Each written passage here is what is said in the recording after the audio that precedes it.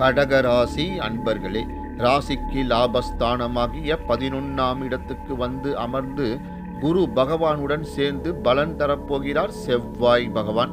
இதுவரையிலும் நேர்ந்த பின்னடைவுகள் விலகும், எடுத்த காரியங்களில் வெற்றி கிடைக்கும். செவ்வாய் உங்கள் ராசிக்கு 5க்கு உரியவர். அவர் லாபஸ்தானத்தில் அமர்வதால் நற்பலன்கள் சித்திக்கும். ராசியில் புதன் சுக்கிரன் சஞ்சரிப்பதால் லட்சுமி நாராயண யோகம் அமைந்திருக்கின்றது.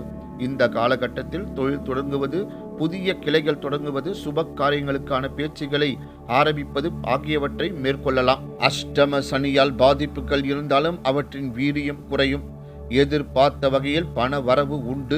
உங்களுக்கான பரிகாரங்கள்: அங்காரக சதுர்த்தி அன்று பிள்ளையாருக்கு அருகம்புல் சாத்தி மோதகம் படைத்து வழிபடுங்கள், முன்னேற்றம் உண்டாகும். சிம்ம ராசி அன்பர்களே, ராசிக்கு 10ஆம் வீட்டில் குரு இருக்கிறார்.